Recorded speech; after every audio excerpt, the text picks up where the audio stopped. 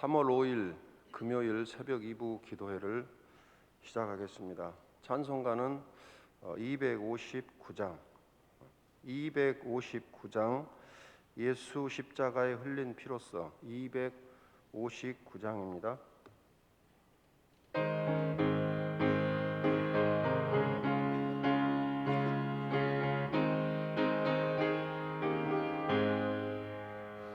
예수 십자가에 흘린 피로써 그대는 씻기어 있는가. 더러운 죄이게 하는 능력을 그대는 참으지 하는가. 예수의 보혈로 그대는 씻기어 있는가. 마음속에 여러 가지 죄악이 깨끗이 씻기어 있는가. 주 예수와 밤낮으로 늘 함께 그대는 행동을 하는가. 아무 때나 어디서나 그대는 십자가 붙들고 예수의 보혈로 그대는 씻겨야 있는가. 마음속에 여러 가지 죄악이 깨끗이 씻기어 있는가. 주님 예수 다시 올 때 그대는 영접할 예복이 그대 몸은 거룩한 곳 천국에 들어갈 준비가 됐는가. 예수의 보혈로 그대는 씻기어 있는가. 마음속에 여러 가지 죄악이 깨끗이 씻기어 모든 죄에 더러워진 예복을 주 앞에 지금 다 벗어서 샘물같이 솟아나는 보혈로 눈보다 돌리게 씻으라. 예수의 보혈로 그대는 씻기어 있는가. 마음속에 여러 가지 죄악이 깨끗이 씻기어 있는가. 아멘. 찬송가 453장 예수 더 알기 원하네. 453장입니다.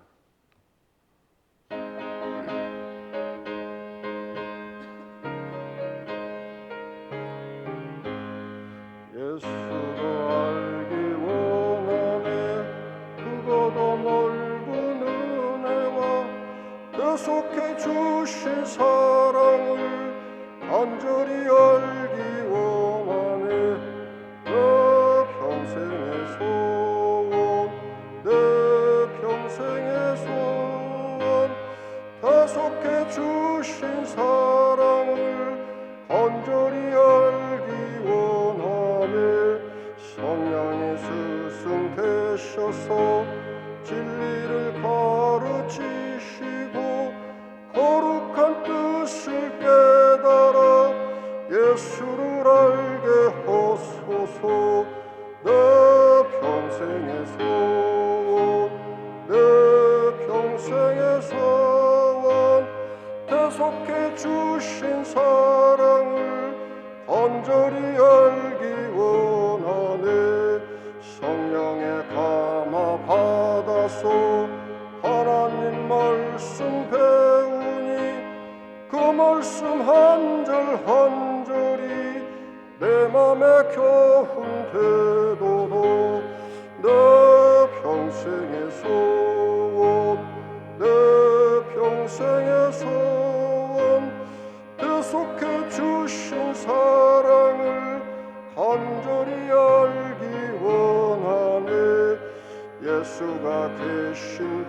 보좌는 영광에 둘려 있도다.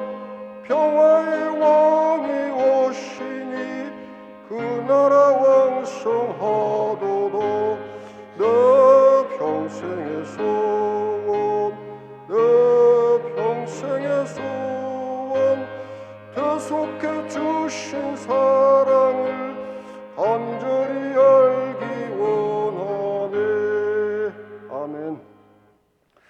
사도신경을 하심으로 우리의 신앙을 고백하겠습니다. 나는 전능하신 아버지 하나님 천지의 창조주를 믿습니다. 나는 그의 유일하신 아들 우리 주 예수 그리스도를 믿습니다.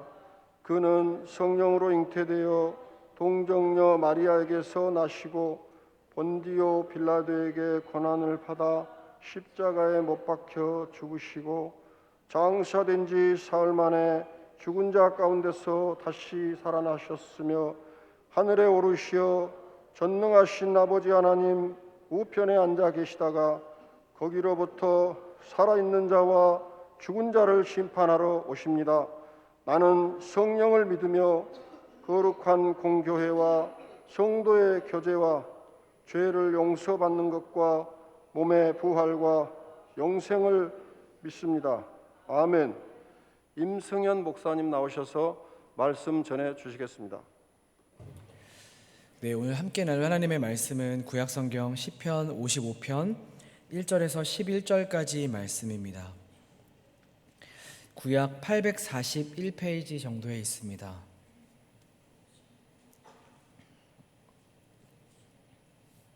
시편 55편 1절에서 11절까지 말씀입니다. 제가 봉독하겠습니다. 하나님이여 내 기도에 귀를 기울이시고 내가 간구할 때에 숨지 마소서. 내게 굽히사 응답하소서. 내가 근심으로 편하지 못하여 탄식하오니 이는 원수의 소리와 악인의 압제 때문이라. 그들이 죄악을 내게 더하여 노하여 나를 핍박하나이다. 내 마음이 내 속에서 심히 아파하며 사망의 위험이 내게 이르렀도다. 두려움과 떨림이 내게 이르르고 공포가 나를 덮었도다. 나는 말하기를 만일 내게 비둘기같이 날개가 있다면 날아가서 편히 쉬리로다. 내가 멀리 날아가서 광야에 머무르리로다. 셀라. 내가 나의 피난처로 속히 가서 폭풍과 광풍을 피하리라 하였도다. 내가 성내에서 강포와 분쟁을 보았사오니 주여 그들을 멸하소서. 그들의 혀를 잘라버리소서. 그들이 주야로 성벽에 두루다니니 성 중에는 죄악과 재난이 있으며 악독이 그 중에 있고 압박과 속임수가 그 거리를 떠나지 아니하도다. 아멘. 네, 오늘 시편의 표제는 다윗에게 속한 마스길이라고 되어 있습니다. 마스길은 교훈이라는 뜻입니다. 시인이 하나님께 받은 교훈을 지금 노래하고 있는 것이죠. 단 오늘 시편은 어떤 구체적인 역사적인 사건이나 정황을 우리에게 말하고 있지는 않습니다. 그러나 노래하고 있는 당사자가 누구든 이 시편은 절박한 상황 가운데 하나님을 찾고 노래하는 시임은 분명합니다. 오늘 시편의 기자는 포악한 대적들에게 공격을 받고 있습니다. 이것으로 인해 그는 심히 고통스러워합니다. 1절과 2절에 보면 그 시인의 심정이 아주 잘 표현되어 있는데요. 1절과 2절을 한번 같이 읽어볼까요? 시작. 하나님이여 내 기도에 귀를 기울이시고 내가 간구할 때에 숨지 마소서. 내게 굽히사 응답하소서. 내가 근심으로 편하지 못하여 탄식하오니. 시인의 긴박한 그 네 마디의 호소가 여기 담겨 있습니다. 하나님이여 내 기도에 귀를 기울여 주십시오. 하나님이여 숨지 말아 주십시오. 나를 향해 집중해 주십시오. 그래서 내게 응답해 주십시오. 2절에서 내게 굽히사라고 하고 있는 이 표현은 직역하면 나를 향해 집중해 주십시오 라는 표현입니다. 그러니까 하나님 내게 집중해 주십시오. 집중하셔서 내게 응답해 주십시오 라는 고백이죠. 여기 안에는 시인의 답답함이 담겨 있습니다. 정리가 잘 안 돼 있는 것 같죠. 생각의 정리가 잘 안 되어서 마치 지금 무슨 말을 하고 있는지를 잘 모르는 것처럼 정리가 잘 안 되어서 짓거리듯이 토해내며 그렇게 방황하며 갈피를 잡지 못하고 있음이 여기에서 이 고백을 통하여서 우리가 알 수 있습니다. 왜요? 원수들의 목소리와 악인들의 압제 때문입니다. 3절에서 그들이 내게 죄악을 더하고 있습니다 라고 하고 있는 이 고백은, 이 죄악이라는 단어가 괴로움이나 슬픔을 뜻하기도 합니다. 그러니까 시인은 악한 자들로 인하여서 지금 괴로움과 슬픔이 심히 깊어지고 있다라는 것이죠. 제가 이틀 전에 꿈을 꿨는데요. 꿈에 갑자기 좀비가 나오더라고요. 여러분 그런 거 경험해 보셨나요? 꿈에서는 잘 도망을 못 칩니다. 아무리 빨리 뛰려고 하더라도 빨리 잘 뛰어지질 않아요. 그래서 쉴 새 없이 좀비들이 저를 쫓아오는데 도망을 못 치겠는 겁니다. 저 목사 무슨 좀비 영화 봤구나. 그게 아니라 갑자기 좀비가 나왔어요. 그렇게 힘겹게 도망치고 막 도망치다가 너무 힘이 들었던 그 순간, 어떤 순간 제가 잠이 깼습니다. 이렇게 일어났는데 몸이 막 너무 쑤시고 아픈 거예요. 왜 그런가 하고 갑자기 멍하게 생각해 보다가 봤더니 제가 이렇게 두 손 벌리고 만세를 하고 자고 있더라고요. 아마 어깨가 너무 아파서 그런 꿈을 꾸지 않았나라고 생각해 보았습니다. 그러면서 그 꿈에서 깨시고 나서 이런 생각 자주 하시죠. 현실이 아니어서 다행이다. 내 현실이 진짜 아니어서 다행이다 라고 제가 이렇게 생각하고 팔을 다시 내리고 잠에 들었습니다. 그런데 현실이 아니어서 다행이다가 아니라 그것이 정말 현실이었던 사람, 그 사람이 바로 오늘 시편의 시인입니다. 시인은 그런 현실을 살아가고 있는 것입니다. 나를 해하기 위하여서 찾아오는, 끊임없이 내게 찾아오는 그 사람들로 인한 그 죽음의 공포 때문에 몸소리치는 그 두려움이 그를 고통스럽게 하고 그 고통에 사로잡힌 채 살아가고 있죠. 꿈을 꾼 줄 알았는데 꿈에서 깨보니 여전히 그 현실을 살아가고 있는 것이죠. 도망칠 수 없고 도망칠 길이 안 보이는 그 고립되어 있는 상황 속에서 심장이 타들어가는 것 같은 그런 고통을 이가 경험하고 있는 것입니다. 그래서 여러분, 시인이 뭐라고 고백하는지 아십니까? 6절에서 이렇게 이야기합니다. 6절 말씀 한번 여러분들 읽어주시겠습니까? 6절입니다. 시작.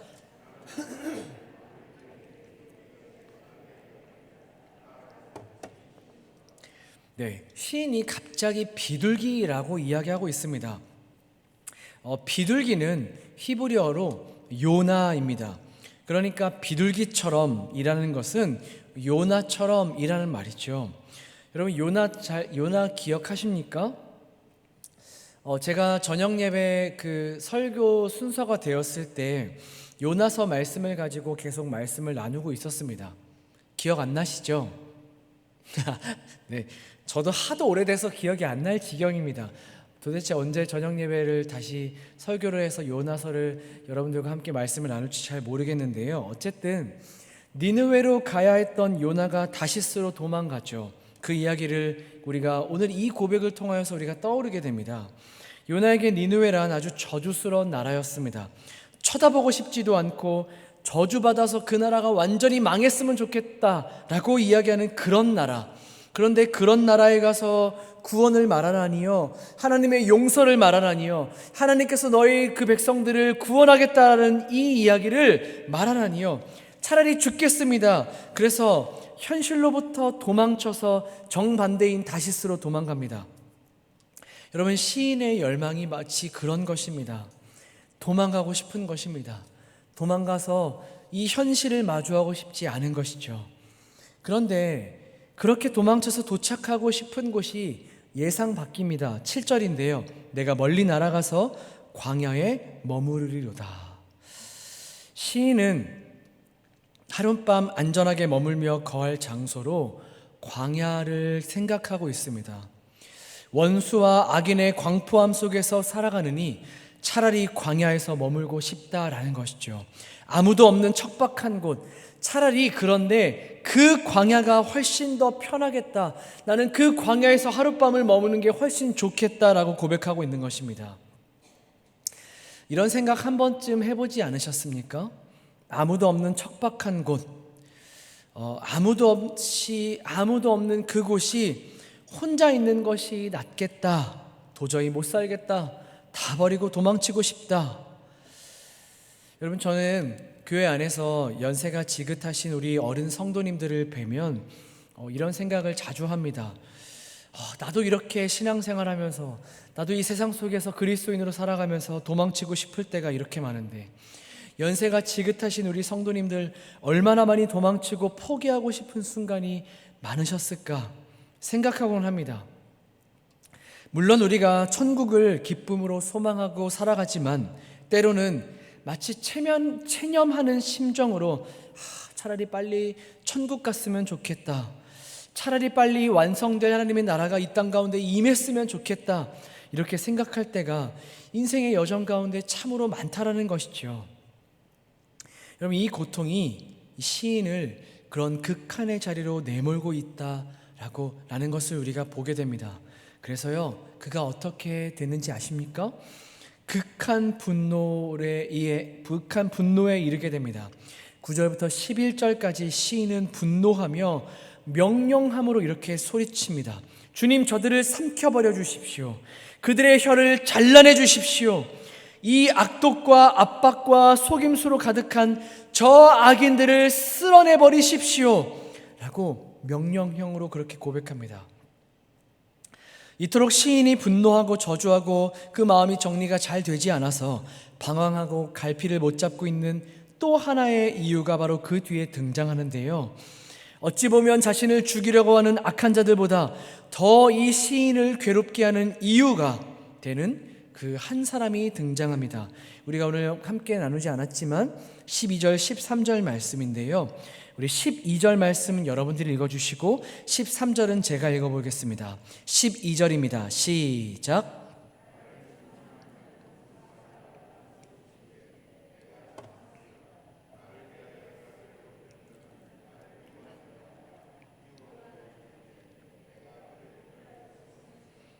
그는 곧 너로다, 나의 동료, 나의 친구요, 나의 가까운 친우로다. 가까운 친구의 배신이 있었던 것 같습니다. 가장 믿을 수 있는 사람에게, 그러니까 이가 배신을 당한 것이죠. 특별히 이 사람은 하나님의 집에서 함께 교제했던, 주 안에 같이 있었던 자였습니다. 생각이 정리가 되지 않아서 갈팡질팡하며, 그래서 정리된 고백이 아니라 마치 짓거리듯이 토해내는 그런 분노와 그런 그 자신의 안타깝고 고통스러운 심정을 그렇게 하나님 앞에 토해냈던 이유, 믿었던 친구의 배신이었습니다. 차라리 모르는 사람이었다면, 차라리 악한 사람이 나를 그렇게 고통스럽게 했다면 이가 그토록 힘들지는 않았을 겁니다. 차라리 내가 비둘기였다면 이라는 이 고백이 시인의 첫 번째 고백이었다면, 두 번째 그 소망은 차라리 친구가 아니었다면 이 아닐까 싶습니다. 동료이자 친구, 그것도 가까운 친구에게 배신을 당합니다. 신뢰했던 친구가 원수가 되고 이제는 증오의 사이가 되었죠.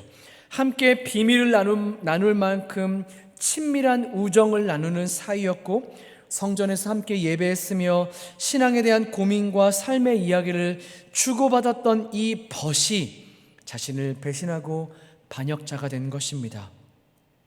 본문 14절에서 재미있게 의논하며 라는 말은 하나님께서 그 예언자에게 하나님의 계획을 은밀하게 나타내 보이실 때 쓰던 표현입니다. 그러니까 아주 친밀하고 신뢰가 쌓여있던 관계였다라는 것이죠. 차라리 친구가 아니었다면, 차라리 내 친구가 아니었다면 덜 힘들고 덜 아프지 않았을까요? 이것이 시인이 가지고 있던 두 번째 슬픔이자 애통이었습니다.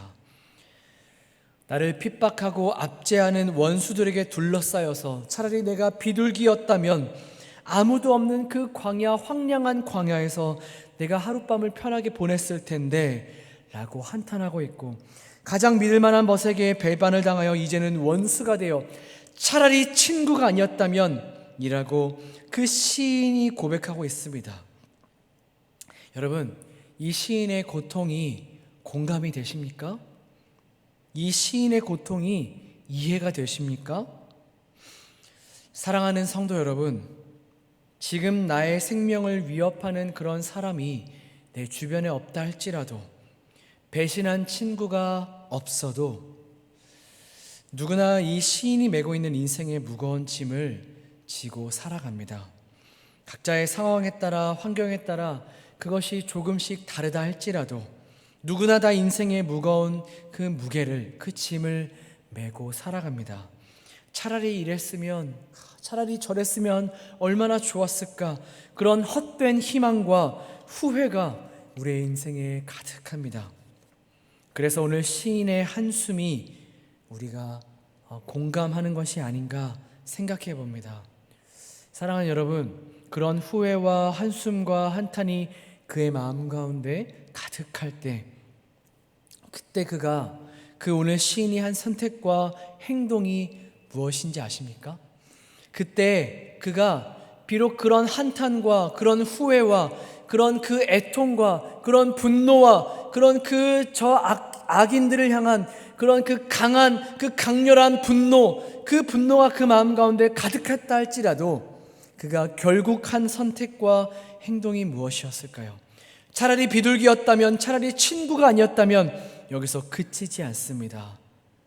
그러나 하나님이 살아계시다, 이것이 그가 한 선택과 그가 한 행동의 고백이었습니다.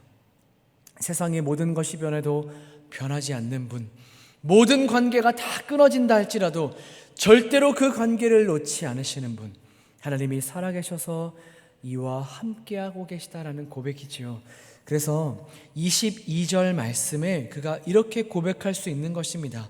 우리 본문 22절 말씀을 한번 함께 읽어볼까요? 시작. 내 짐을 여호와께 맡기라. 그가 너를 붙드시고 그인의 유동함을 영원히 허락하지 아니하시리로다. 아멘. 여기서 내 짐을 맡기라 라는 말은 너의 짐을 여호와께 던져버리라 라는 뜻으로도 해석이 가능합니다. 그 메고 있는 인생의 짐을 여호와께 맡기는 것이죠. 던져서 맡겨버리는 것입니다.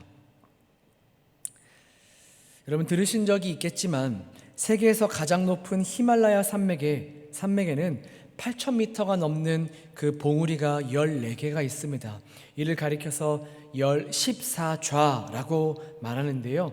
이 봉우리를 완등하는 사람을 대장이라고 부르는데 그 숫자가 많지 않다고 합니다. 한국인으로는 최초로 엄원길 대장이 있지요. 그가 2000년 7월 K2를 오르면서 아시아인으로는 처음이자 세계 8번째로 14좌를 완등했다고 합니다. 그런데요, 아무리 뛰어난 등산가라 할지라도 산소가 희박하고 기후가 수시로 변하는 그런 그 높은 고산에서 짐을 날라주고 길을 안내해주는 사람들인 세르파라고 하는 사람들의 도움이 없이는 정상에 오르기 힘들다고 합니다. 설령 그들의 도움이 없이 정상에 올랐다 할지라도 이들의 도움이 없으면 하산하는 길에 얼마든지 쉽게 목숨을 잃을 수 있다라고 합니다. 그래서 높은 산을 정복하는 등산가들에게는 좋은 세르파를 만나는 것, 즉 좋은 짐꾼을 만나는 것이 축복 중에 축복이라고 합니다. 사랑하는 여러분, 인생이라는 그 험한 산을 등반하는 것 같은 이 여정 가운데 우리 대신 우리의 짐을 짊어주시는 우리의 세르파 되시는 우리 주님이 우리와 함께하고 계십니다. 그분은 이 땅에 오셔서 처음부터 말씀하셨죠. 수고하고 무거운 짐진 자들아 다 내게로 오라. 내가 너희를 쉬게 할 것이다. 내가 너희에게 주는 멍에는 쉽고 가벼울 것이다. 주님이 우리 짐을 대신 짊어져 주신답니다. 좀 상스러운 표현일지 모르지만 주님이 내 짐꾼이 되어주신답니다. 천하 만물을 지으신 창조의 그 주님이 이 작은 인생, 이 아무것도 아닌 그 우주 가운데 사실 먼지보다도 더 작은 이 작은 인생이 겪는 그 작은 인생의 그 짐, 그 인생의 짐을 대신 짊어주시기 위하여서 이 땅에 왔다라고 말씀하시죠. 그 주님이 우리에게 짐꾼이 되어주심을 허락해 주신다라는 겁니다. 기꺼이 우리의 짐꾼이 되어주신다고 말씀하시죠. 그래서 오늘 시편의 기자가 자기 스스로에게 너는 이라고 명령하고 있는 것처럼, 선포하고 있는 것처럼 너의 짐을 여호와께 맡기라, 너의 짐을 너의 짐꾼이 되어주시는 여호와께 맡기라 라고 스스로에게 선포하고 있는 것입니다. 여러분, 이 시인의 고백을 똑같이 신약성경의 베드로가 베드로전서에서 이렇게 고백합니다. 너의 염려를 다 주께 맡기라, 이는 그가 너희를 돌보심이라. 여러분, 아멘이시죠? 이 아침 우리에게 있는 인생의 짐을 주께 내어 던지시기를 바랍니다. 우리를 짓누르는 그 무거운 짐을 주께 던지시기를 바랍니다. 그분은 언제든 기쁨으로 우리의 인생의 짐을 받아주십니다. 그리고 우리가 질 수 있는, 우리가 너끈히 질 수 있는 쉽고 가벼운 멍에를 지게 하심으로 우리의 삶의 여정을 걸어가게 하십니다. 그 산을 오르는 것 같은 그런 고달프고 고단한 우리의 인생의 그 여정에 그 우리의 짐을 대신 짊어주시고 쉽고 가벼운 짐을 매게 하셔서 그 산을 오르는 이 과정, 그 과정을 너끈히 걸어가게 하십니다. 그리고 그 옆을 우리 주님이 함께 걸어가시죠. 결국에 우리가 그 인생의 정상에 올라가서 내가 해냈습니다 라고 그렇게 기뻐하고 고백할 때 주님은 그 모든 것을 우리의 애씀과 우리의 수고와 우리의 승리로 여겨주십니다. 그래서 그 자리에서 우리가 그 우리의 애씀과 우리의 승리로 여겨주시는 잘했다, 수고했다, 네가 정말 애썼다, 네가 그 한 걸음 한 걸음을 잘 나와 함께 걸어갔다 라고 우리의 승리로 여겨주시는 그 주님 앞에 우리가 어떻게 행동할까요? 어떻게 고백할까요? 그 자리에서 우리가 주께 받은 그 승리의 면류관을 다시 우리 주님께 내어드리며 그 영광의 주님을 찬양하지 않겠습니까? 사랑하는 은평의 가족 여러분, 우리가 그날을 소망함으로 오늘 하루 우리 그 주님과 함께 우리의 인생의 모든 짐을 내어드리며 한 걸음 한 걸음 우리의 짐꾼이 되어주시는 그 주님과 함께 우리의 인생의 여정을 걸어가시는 여러분들 되시기를 간절히 소망합니다. 함께 기도하겠습니다. 말씀 붙들고 여러분들 함께 기도하겠습니다.